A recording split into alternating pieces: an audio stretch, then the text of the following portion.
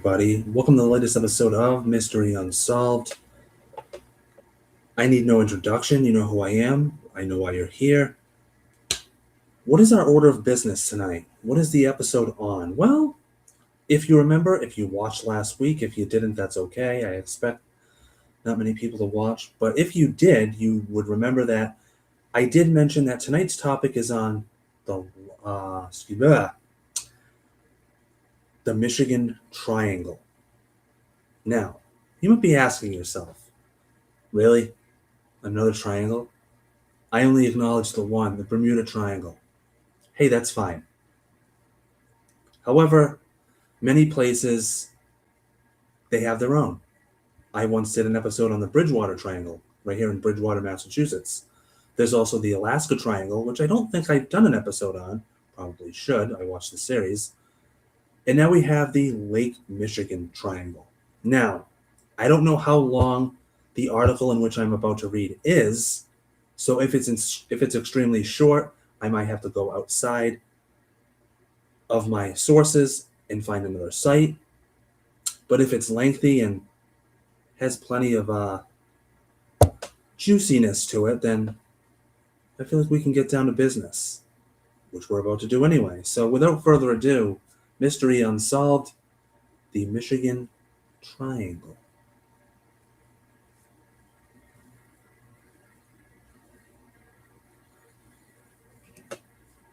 The Lake Michigan Triangle is, according to modern legends, an area of Lake Michigan where a number of disappearances, shipwrecks, and plane crashes have occurred under unexplained circumstances. So, it's literally like,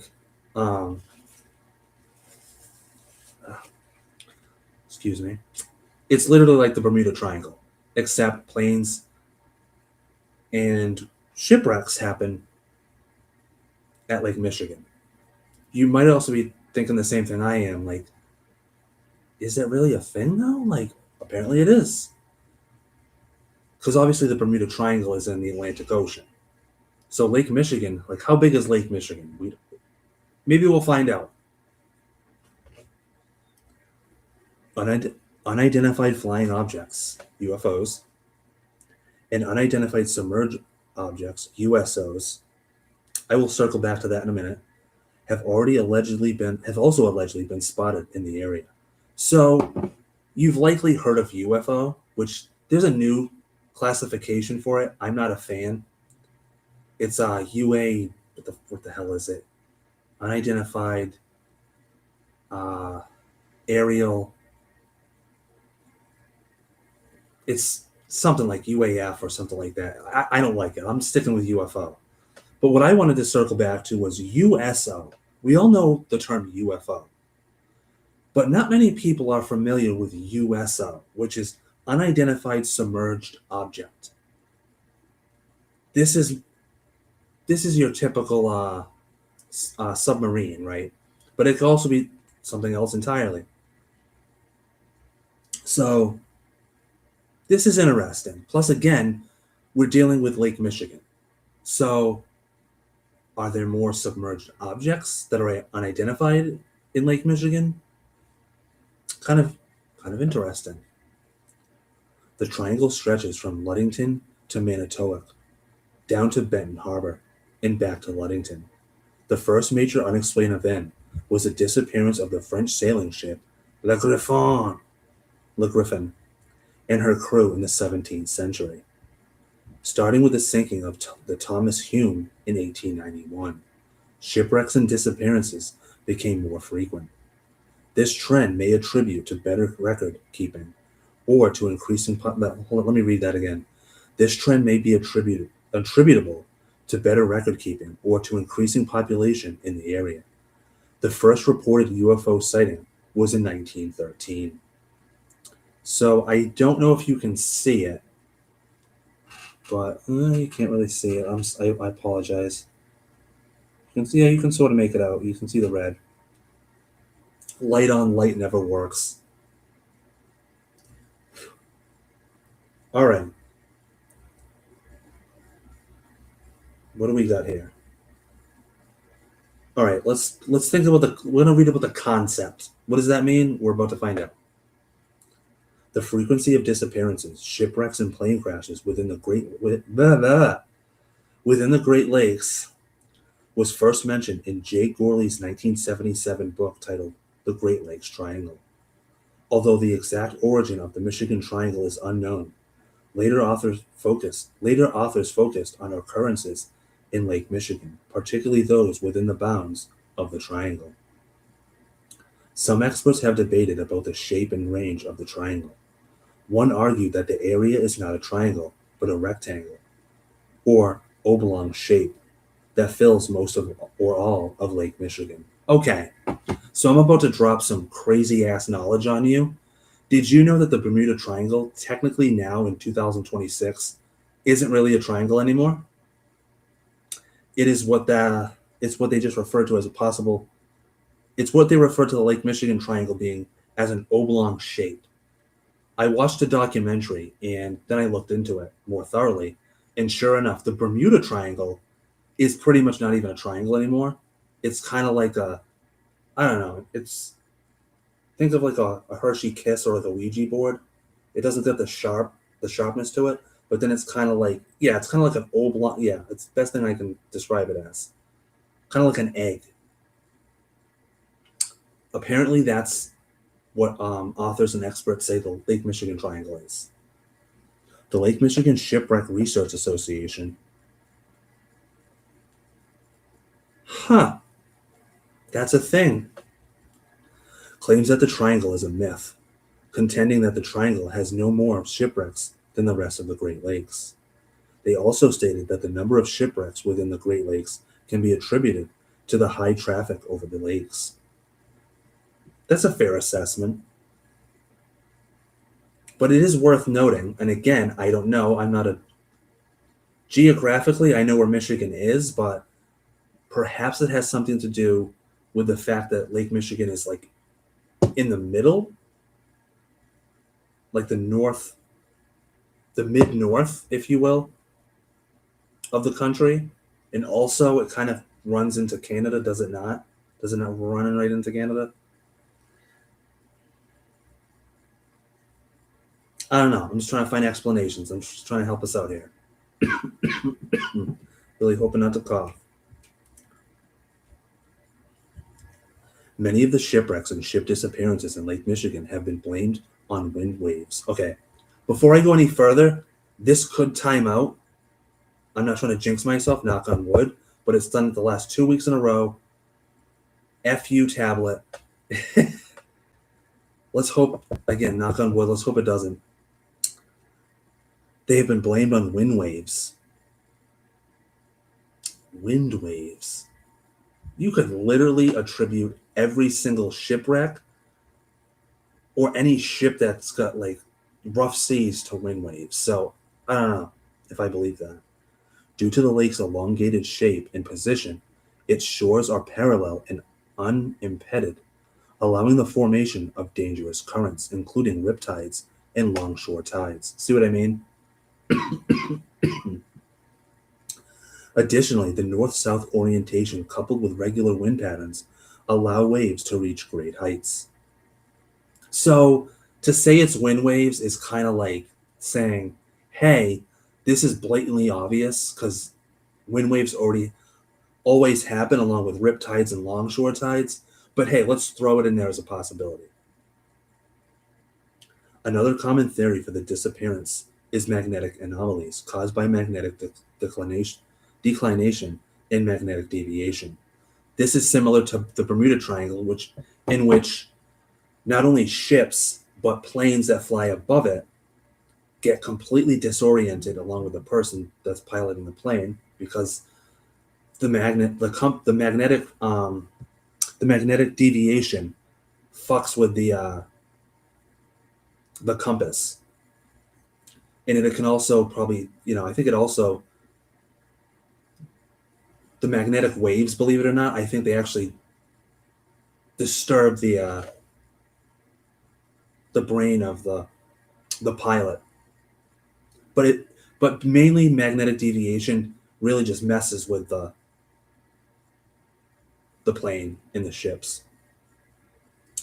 Declination refers to the difference between the true north and magnetic north, which differs depending on the location. On average, Lake Michigan deviates 4 to 5 degrees westward. Deviations are errors included in compasses by local magnetic fields, as I stated. For example, if you were to hold a compass near a magnetic object, the needle would point towards the object instead of magnetic north. Although this would not be a problem in vehicles with other navigational equipment, it could cause confusion in experienced sailors and pilots. See what I mean? I just said that. So magnetic deviation really screws with sailors and pilots. It's a possibility of what happened to Flight 19. It's also a possibility of what happened to Frederick Valentich, although he saw a UFO, but he's kind of like, I don't know. Conspiracy theorists have blamed the triangle on a negative energy vortex. Energy vortexes are the idea that certain locations emit sacred, powerful, and transformational energy. Although vortexes are typically considered to be to promote positivity and healing, it's claimed that vortexes with negative energy also exist. I mean, that makes sense to me. These locations are purportedly sources of danger and malevolence. Ley lines areas that intersect ancient structures and landmarks are often cited as causes of energy vortexes. According to Ley line maps, one runs down the middle of Lake Michigan. Others attribute the triangle's supposed vortex to a prehistoric structure under Lake Michigan, discovered by archaeologists in 2007. I felt this scratch in my throat and I just kept talking. Oh, so unprofessional, but I never claimed to be a professional, do I? The site is often referred to as the North American Stonehenge. What is? Others believe the occurrence in the Lake Michigan Triangle, are caused by aliens, pointing to UFO sightings as evidence. I can get behind that. All right, notable incidences. Do we want to go? Oh, God. There's actually a lot of them, so we'll read a couple. I'm not reading all of them. Let's start with the La Griffon. One of the earliest known incidents in the Lake Michigan Triangle was the disappearance of the sailing ship La Griffon and her crew on September 18th, 1679. Wow. La Griffon docked at La Grande Bay, present-day Green Bay, loaded 12,000 pounds of fur and set sail for Lake Erie.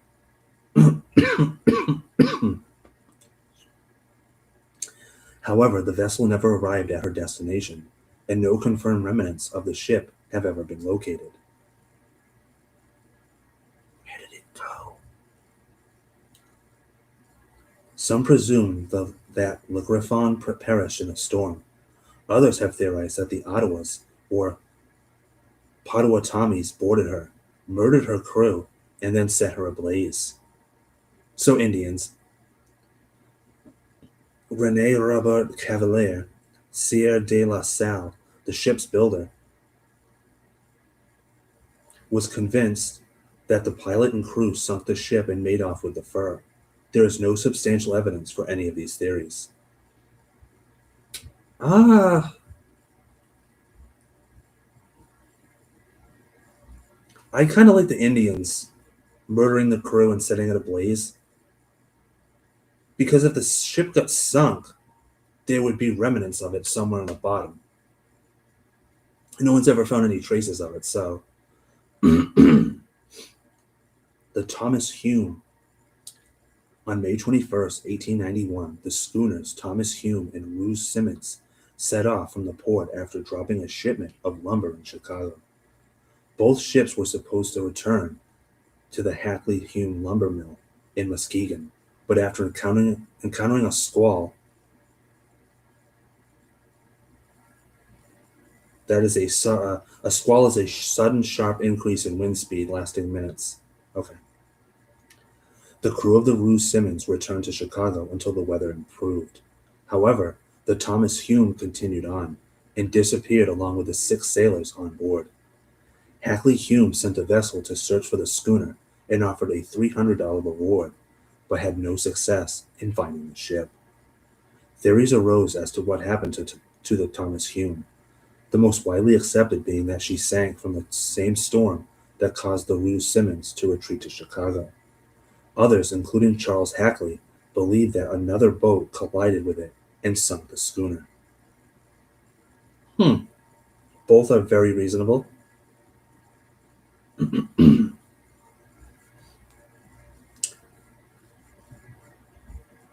2006, an A&T recovery employee discovered the sunken ship while searching for a lost United States Navy aircraft. She was found almost completely intact, preserved by the cold water, 150 feet below the surface. The Michigan Shipwreck Research Association concluded that the Thomas Hume had succumbed to a storm, stating that she was too intact to have been rammed into by another vessel. Oh, look at that. That's like a solved, unsolved mystery right there. That's like when Robert Stack used to say, update, and tells you what happened. All right, we got the Rosa Bell.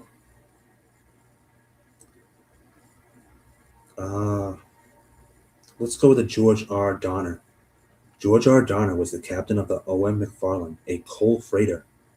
On April 28, 1937, Donner's 58th birthday, the ship picked up 9,800 tons of coal in Erie, Pennsylvania, and then traveled west through the lakes bound for Port Washington, Wisconsin. The captain had spent hours on the bridge directing the O.M. McFarland through ice floes. When they reached Lake Michigan, Donner retired to his cabin, instructing the crew to alert him once the ship neared her destination. 3 hours later, when the vessel neared Port Washington, the second mate went to Donner's cabin, but found that it had been locked from the inside. Assuming Donner had gone to the galley for a snack, he went to the galley, but to no avail. The crew then began an extensive search for their captain, but it was futile. They eventually broke down the door to the cabin, but didn't find Donner. Okay, first of all, if it was locked from the inside, why would you think to go look elsewhere? Wouldn't that be the first? Wouldn't you knock on the door and be like, hey, sir, are you in there? If he doesn't answer, then you break the door down. Why would you even think to look anywhere else? But obviously he's not even in there, so they eventually broke down the door to the cabin, but didn't find Donner. Donner was too large to fit through the 2 portholes in his room, and showed no signs of depression or suicidal thoughts. Local ports and ships searched for Donner in the water, but no sign of him was ever found. That's creepy as fuck, because did anyone see him? He had to have gone into his room, right? So where did he go? He's too fat to fit through the window. So the only thing I can think of is if a door locks from the inside, if he opened the door and it stayed locked, then he could have shut it and then kind of like wandered off, maybe? Maybe that's what the crew thought? I don't know. Flight 2501, on the evening of June 23rd, 1950, Northwest Orient Airlines Flight 2501, carrying 55 passengers and 3 crew, left the LaGuardia Airport in New York City for Minneapolis. Fun fact, which I imagine many people know, before it was called JFK Airport, New York's airport was called LaGuardia. Although a pre-flight review of the weather revealed thunderstorms and possible squalls along the route of the flight, it was not a great concern to the crew. However, to avoid turbulence, Captain Robert Lynn requested to descend to an altitude of 4,000 feet instead of his assigned 6,000 feet. As the aircraft approached Cleveland, Ohio, Lynn repeated the same request, and it was approved that time. After severe turbulence caused another plane to fall 500 feet while flying over Lake Michigan, air traffic control instructed Lynn to descend 3,500 feet to avoid a collision with the other aircraft, to which Lynn obliged. Later, Lynn and his co-pilot decided to steer south in an attempt to avoid storm activity. However, they inadvertently flew directly into a squall line. The plane made their last radio transmission, requesting to descend 2,500 feet. The request was likely made because the crew wanted to drop below the clouds and obtain more visual clarity. However, air traffic control did not grant them clearance because another plane was departing from Milwaukee at the time. Shortly afterwards, locals between Benton Harbor and South Haven reported hearing an aircraft flying low to the ground before witnessing a flash of light over the lake. Some witnesses reported to hearing an explosion, although it was hard to differentiate the sound of the thunderclouds. By midnight, operatives realized that the plane was missing. The next day, the Coast Guard discovered an oil slick and partial debris approximately 18 miles northwest of Benton Harbor. In the following days, the search resulted in the discovery of human remains such as ears, hands, and bones, a seat armrest, a piece of upholstery, a pair of child's pants, later identified as those of 8-year-old passenger Chester Schaefer, were also found. Jesus! What the freak happened there? Officials needed to temporarily close certain beaches due to the amount of debris washing ashore. However, searchers have never been able to find any sizable amount of the plane or its engines. Most of the debris found was no larger than a person's hand. Authorities assume the aircraft crashed into Lake Michigan. Evidence recovered suggests that the plane likely hit the water in a forward, downward to the left trajectory at a high velocity. What caused the plane to crash has never been determined. The most likely commonly accepted explanation is that it was a result of bad weather conditions and the pilot's lack of visual clarity. Another theory is that the plane was struck by lightning, causing it to explode. However, none of the debris recovered had burn marks. Conspiracy theorists have suggested that the plane was taken by a UFO, citing that two police officers in the area saw red lights hovering over the lake for 2 hours after the plane disappeared. Sign me up for the UFO disappearance one. That's I can get behind that.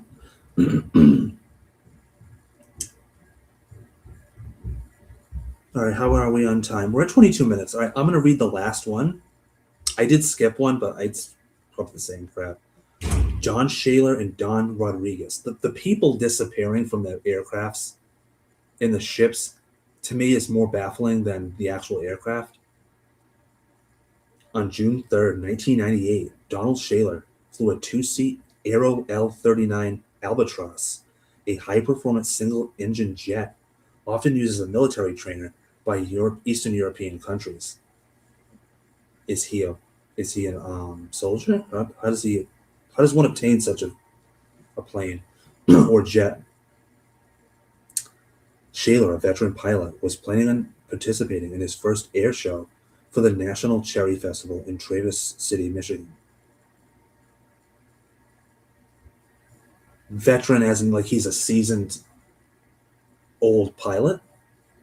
Again, I'm looking up this plane. Yeah, he must have been a soldier. That's a military plane right there. That is a military plane. You can't just buy one of those, can you?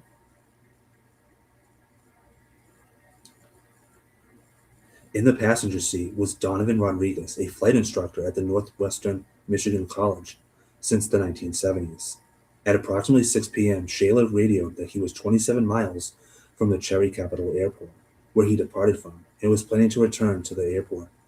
Soon afterwards, flight controllers noticed that the jet vanished from radar, and they were unable to make contact with Shaler. Coast Guard helicopters quickly began searching the area. I'm going to have to get a drink after. Oh. But found nothing. The following day, a Canadian cargo plane and the Blue Angels C-130 Fat Albert joined the search. Oh, they had a Blue Angels plane searching for him. Despite scouring miles of land and water, no clues were found, and the search ended on July 9th. The cause of the disappearance was never determined. Michigan State Police believe the aircraft crashed into Lake Michigan, but they are unsure as to what caused this to happen. The weather was calm that day. Both men were experienced pilots, and the aircraft was considered to be simple and reliable. Never assume that a pilot is experienced. That means nothing to me. Absolutely nothing. The plane was also equipped with parachutes and ejection seats, although it's unknown if the seats were functional. Well, we're almost done. One witness reported hearing a plane flying overhead and then a loud firework-like sound. However, he never saw a plane. Later that year, an underwater search was conducted using sonar. It uncovered a 30-foot long object that searchers believed to be the plane. The following year, divers confirmed that the object was a rock formation. How the fuck do you confuse a part of a plane for a rock formation? In 2008, another sonar search discovered a possible plane approximately 450 feet below the surface. It was next to a boat that sunk in the 1950s. I love that. I love that so much. Imagine searching in the bottom of a lake and you come across not only a sunken plane, but a sunken ship too. A boat. Just sitting there next to each other. However, a dive could not be completed to confirm if the object was a plane, as the diver was not certified past 400 feet. Come on, just let him go. I feel like the finding out is way more important than the guy's authenticity of diving. All right. So what do you think? Do you think that all these plane crashes, shipwrecks, and people disappearing off of them are the result of the Lake Michigan Triangle? Or do you think it's something more simple? Do you think the Lake Michigan Triangle exists? I do, in a sense. I think all triangles tend to exist in their own capacity, in their own way.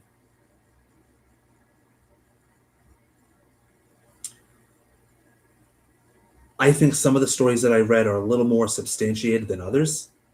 The one that's baffling me is the Donner one, Captain Donner. Like, what happened to that man? Why was his door locked, and where the hell was he? Other ships, I imagine, are on the bottom of the lake. Some planes are. But what about the ones that aren't? Where did they go? Were they abducted by UFOs? As much as I would love to believe that a UFO abducted a plane, gonna need to hear more evidence. So yes, I think, in conclusion, I think that the Lake Michigan Triangle exists in its own capacity or form. I think that some shipwrecks and plane wrecks can be attributed to the Lake Michigan Triangle, but not all of them, which of course leaves it open to what then? I'll leave that for you to decide. If you decide to grace me with some comments and let me know your thoughts, please do so on the bottom by dropping a comment. Also, if you're for some reason not subscribed, which I know you're not because there's only 25 subscribers, did I just name drop how many subscribers I have? I did, but you can see it too, so what does it matter? Do subscribe to my channel. I'm not a professional, but I have fun doing this. And for the people that watch it, I do it for you. So much appreciated if you drop the like. And do stay tuned for the season finale. Yes, we have reached that point. The season finale